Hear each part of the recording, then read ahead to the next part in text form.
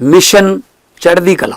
मैं पूरे देश के नागरिकां नूं, उद्योगपतियां नूं, चैरीटेबल ट्रस्ट नूं, कलाकारां नूं, ਜਿਹੜੇ भी हुण पुनर्वास दे ते पंजाब नूं दुबारे पैरां सिर खड़ा करन दे विच अपना हिस्सा पाउणा चाहुंदे ने, उन्हां नूं अपील करदा, दिलों अपील करदा कि आओ पंजाब नाल खड़ीए, आओ पंजाब नूं दुबारा पंजाब बनाईए। और मैं वचन दिना कि तुहाडे द्वारा 10/9 की कमाई चों कढ़िया गया दसवंध, तुहाडा दिता होया 1-1 रुपईया असीं पूरी पारदर्शिता नाल ते ईमानदारी नाल इस्तेमाल करांगे। 1 रुपईए नूं 1.25 रुपया बना के अगे भेजांगे। ज़्यादा डिटेल वास्ते तुसीं rangla.punjab.gov.in ये वैबसाइट ते जा सकते हो, इत्थों तुहानूं डिटेल मिल जूगी।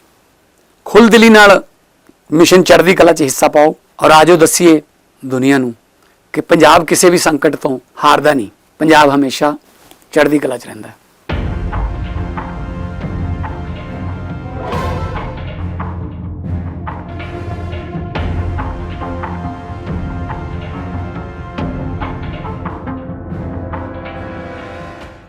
डिस्ट्रिक्ट पुलिस मुक्तसर की टीम CIA वालों एक पिन पॉइंटेड ते स्पैसीफिक इनपुट ते सस्पैक्ट नूं जो इंटरसैप्ट किया गया तो उसते कमर्शियल क्वांटिटी हैरोइन की रिकवरी इफैक्ट की गई है। इस केस च 1.1 kg हैरोइन की रिकवर हुई हैगी।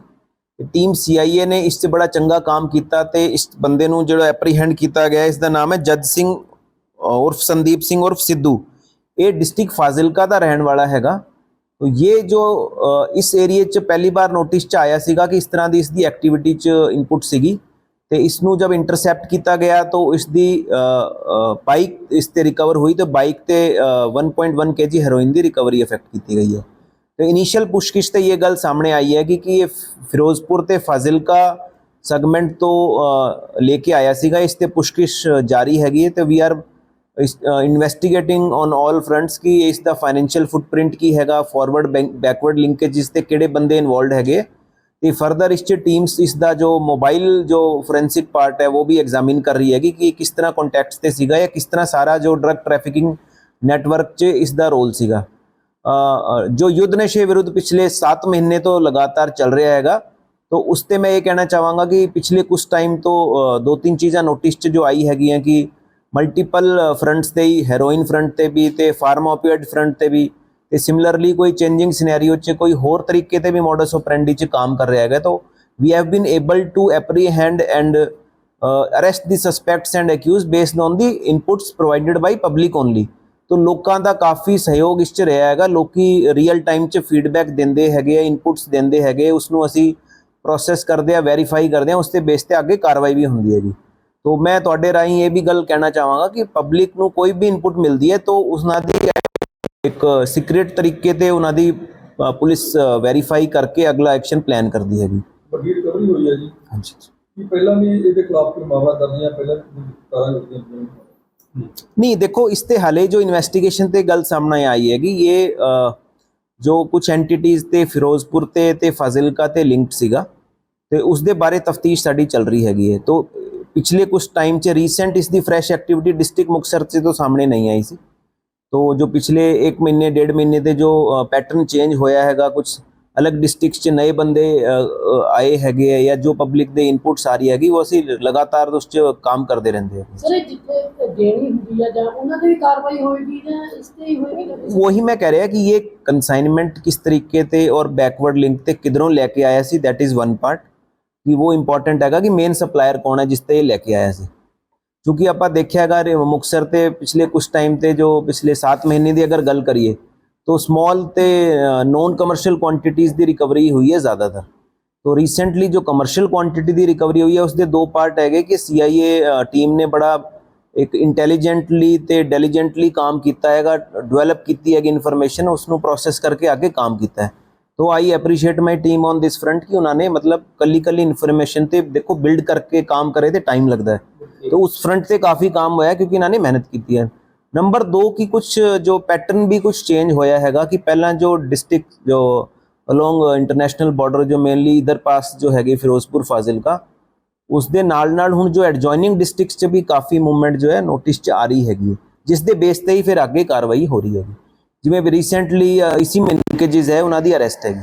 But at the same time कि जो लोगों की विसिनिटी च कोई इस तरह के बंदे हैगे जो टर्मिनल कोई ਕੰਜ਼ਿਊਮ ਕਰਦੇ ਹੈਗੇ, ਰੀਸੈਂਟਲੀ ਕੋਈ ਸ਼ੁਰੂ ਹੋਏ ਹੈਗੇ, ਉਹਨਾਂ ਨੂੰ ਲੋਕੀ ਇੱਕ ਸਮਝਾ ਕੇ ਕਾਉਂਸਲਿੰਗ ਕਰਕੇ ਡੀ ਐਡਿਕਸ਼ਨ ਸੈਂਟਰਸ ਤੇ ਓਟ ਸੈਂਟਰਸ ਦੇ ਉਹਨਾਂ ਦੇ ਵੀ ਪ੍ਰੋਫੈਸ਼ਨਲ ਤਰੀਕੇ ਤੇ ਉਹਨਾਂ ਦਾ ਟ੍ਰੀਟਮੈਂਟ ਹੈ ਜਾਂ ਉਹਨਾਂ ਦਾ ਫੋਲੋਅਪ ਕਰਾ ਸਕਦੇ। ਉੱਥੇ ਕਾਫੀ ਇੱਕ ਵਿੰਡੋ ਹੈਗੀ ਹੈ, ਜਿਵੇਂ ਡਿਸਟ੍ਰਿਕਟ ਮੁਕਤਸਰ 'ਚ 19 ਓਟ ਸੈਂਟਰਸ ਹੈਗੇ ਤੇ 3 ਡੀ ਐਡਿਕਸ਼ਨ ਸੈਂਟਰ ਹੈਗੇ। ਤੋ ਜੋ prominent de addiction centre sub division station ਤੇ ਗਿੱਦੜਬਾ, ਮਲੋਟ ਤੇ ਮੁਕਤਸਰ ਹੈਗੇ, ਉੱਥੇ ਮੈਂ ਲੋਕਾਂ ਨੂੰ ਕਹਿਣਾ ਚਾਹਾਂਗਾ ਕਿ ਉਹਨਾਂ ਦੀ ਸਰਵਿਸਿਜ਼ ਦਾ ਉਹ ਆਪਣਾ ਪ੍ਰੋਫੈਸ਼ਨਲ ਤਰੀਕੇ ਤੇ ਫੋਲੋਅਪ ਕਰਨ ਤੇ ਅੱਗੇ health department, civil department, police department ਉਹਨਾਂ ਦੀ ਹੈਂਡ ਹੋਲਡਿੰਗ ਕਰਦਾ ਵੀ ਹੈਗਾ ਤੇ ਅੱਗੇ ਵੀ ਕਰੂਗਾ, ਹੈ ਨਾ। Thank you.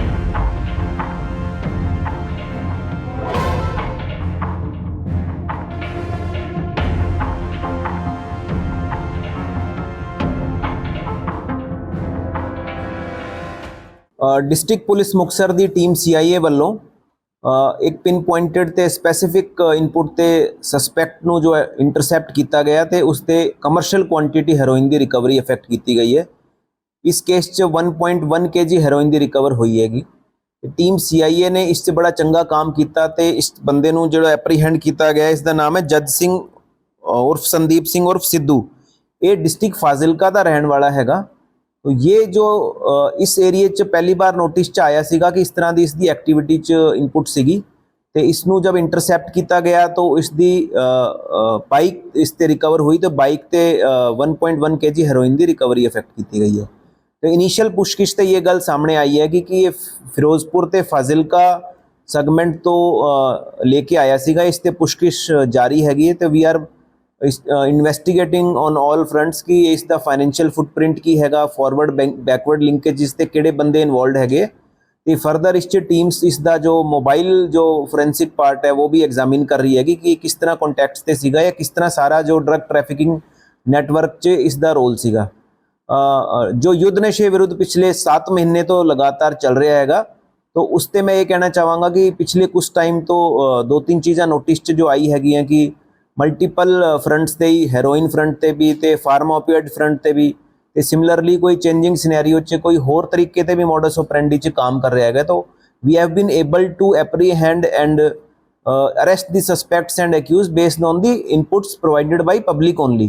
तो लोगों का काफ़ी सहयोग इस च रहा है। लोग रियल टाइम च फीडबैक देंदे हैगे, इनपुट्स देंदे हैगे, उसनू असी प्रोसैस करते हैं, वेरीफाई करते हैं, उसके बेस ते आगे कार्रवाई भी होंदी हैगी।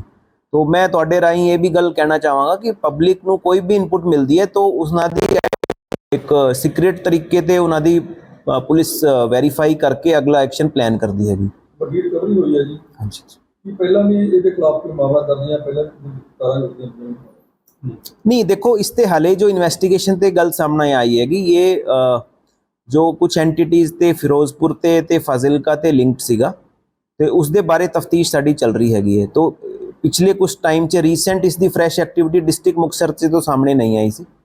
तो जो पिछले 1 महीने 1.5 महीने से जो पैटर्न चेंज होया हैगा, कुछ अलग डिस्ट्रिक्ट च नए बंदे आए हैगे या जो पब्लिक दे इनपुट्स आ रही हैगी वो असी लगातार उस च काम करते रहते हैं। सर जिथे देनी हुंदी है जां उन्हां ते भी कार्रवाई होएगी जां इस ते ही होएगी? वही मैं कह रहा कि ये कंसाइनमेंट किस तरीके ते और बैकवर्ड लिंक ते किधरों लेके आया सी, दैट इज़ वन पार्ट कि वो इंपॉर्टेंट हैगा कि मेन सप्लायर कौन है जिस ते लेके आया सी। क्योंकि आप देखिया हैगा मुक्तसर ते पिछले कुछ टाइम ते जो पिछले 7 महीने की अगर गल करिए तो स्मॉल ते नॉन कमर्शियल क्वांटिटीज़ की रिकवरी हुई है ज़्यादातर। तो रिसेंटली जो कमर्शियल क्वांटिटी की रिकवरी हुई है उसके 2 पार्ट है कि CIA टीम ने बड़ा एक इंटैलीजेंटली ते डेलीजेंटली काम किया है, डेवलप की है इन्फॉर्मेशन, उसनू प्रोसैस करके आगे काम किया है। तो I appreciate my team on this front कि उन्होंने मतलब कली इन्फॉर्मेशन ते देखो बिल्ड करके काम करे तो टाइम लगता है। तो उस फ्रंट से काफ़ी काम होया क्योंकि इन्होंने मेहनत की है।